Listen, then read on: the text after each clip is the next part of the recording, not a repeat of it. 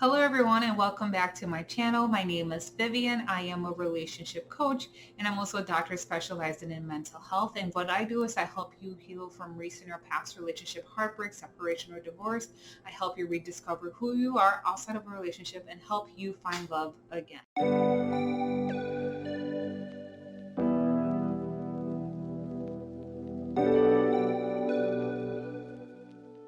So the next attachment style we're going to be talking about is fearful avoidance. And now with fearful avoidance, just like with the other attachment styles, it all starts from childhood.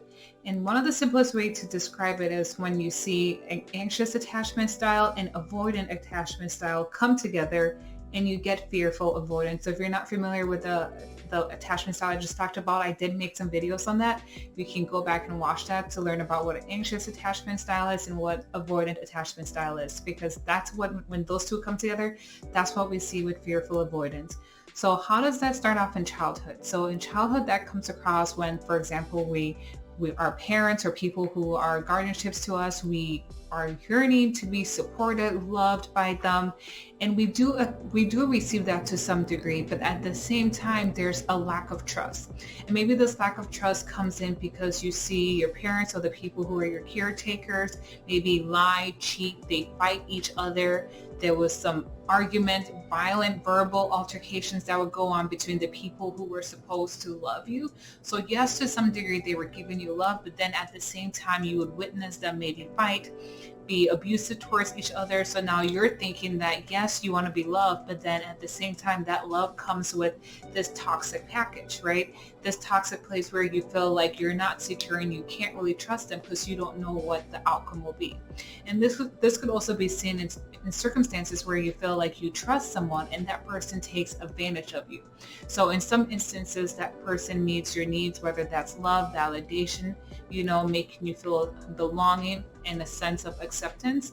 But then that person uses that trust, that love, and manipulates you. And that could be seen whether it's some kind of sexual abuse, physical abuse, emotional abuse, where the person who is supposed to care and love for you uses that to now manipulate you and use that against you. So you grow up now wanting to be loved, having that desire to be loved, having experienced it to some degree, but at the same time had this back end where it was manipulative to you, abusive to you, and you witness maybe domestic abuse, argument between your parents, the people in your life, and now it leaves you kind of stuck in the middle where you have this desire to be loved and be belonging, but then you're afraid because you don't know what will happen if you are open to those things, right? Will they use that and turn around and attack you?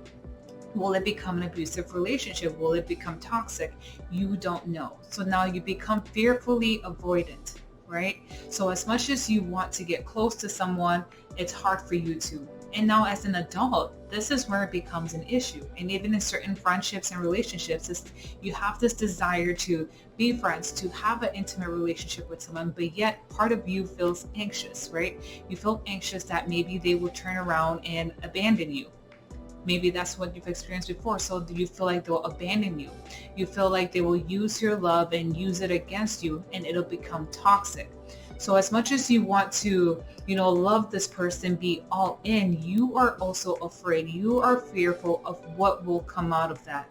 So you may find yourself with this attachment style being on a roller coaster where one day you're committed to the relationship, but then another time you are afraid because you are in a place of fear. You feel helpless. You feel like if you invest your time in that relationship, it will suck you in and you're going to feel stuck. You're going to feel trapped and you're not going to be able to get out of that.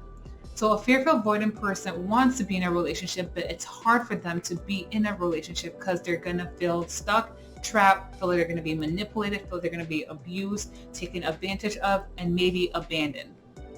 So if this is you, it is not your fault. It is not your fault at all. And it's because of what you went through as a child, the situations, the experiences, that trauma that has led you into this place of wanting to be loved, but yet being afraid of love because you don't know what will come out of it because of your experiences from when you were a child. And in order to come to terms with those feelings is to heal. And it's healing, it's a journey. And I always talk about this before, it's a journey. But you have to recognize that you have this attachment style, where it stems from, and having now to renew your thought process, because unconsciously or subconsciously, you are afraid of relationships. And that's kind of out of your control, but you have to renew those narratives that occurred from your past. We experience those things where you now realize that you are no longer a child, but you have control. You have control on who you decide to give your time to. And if you see certain things that come up where the person may start being maybe controlling or toxic, you have the ability to leave those relationships and you don't have to feel trapped. And another thing is communicating that. So if you're in a relationship with someone who has this attachment style, you have to be able to communicate that this is what you're truly feeling. Maybe if they do a certain action where they come home late from work, in your mind you're thinking, well, if this person loves me, they would tell me the truth. But I don't think they're telling me the truth about why they're really running late. So you care for this person, but a part of you doesn't want to accept the truth of what they have to say, because in your mind, you're thinking the worst. You're thinking maybe they're out lying, they're out cheating or something like that. So if you're able to communicate that fear, that concern with your partner, you can now both come to a place where you're processing that feeling, and your partner can truly, remind you that, or validate that you're not being lied to or cheated on, and really explain where they are. So now you're both working together, but your partner will not be able to support you if you're not able to communicate truly how you are feeling. So it's a journey, it's a process, but first is recognizing you have this attachment style. It is not your fault. And it's now having to rewire the way you see certain situations and things. Know that you have control now, you have power now, you are not powerless. Even if you were to get into a relationship and you feel trapped, you have the ability to leave, right? You have the ability to leave, and you don't have to be afraid to give an opportunity for someone to love you and to love you authentically. Because if you're not able to work through some of those feelings, you can miss out on love. You can miss out on someone who truly cares for you. But again, I understand it's a journey, it's a healing journey, and it's first knowing that you have this attachment style and it is not your fault. So now let's say that you are the partner who is in a relationship with someone who has this attachment style. It'll require you to be patient, right?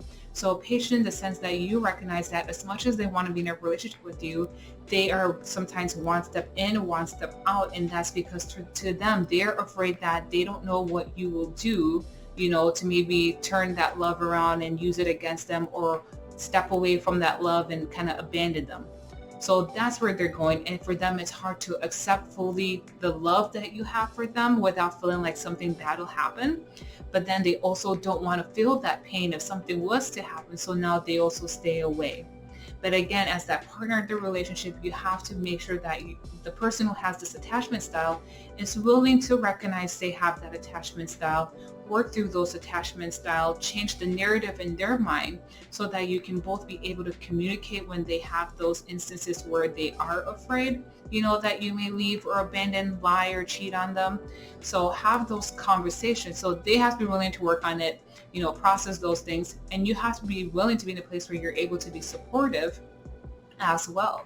And if your partner is not a place where they're ready to work on those things, again, like with all the other videos, the question now ends up being you as an individual. What are you willing to tolerate? What are you willing to continue to accept? Because at a certain point in time, it will be draining to you. You can't live your life on a roller coaster where one day they're totally all committed and another day they're not committed.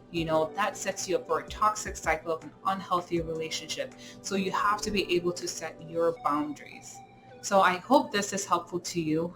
Again, it is not your fault, but you can begin to recognize those situations, heal from it, change the narrative that you have from the things that happened as a child.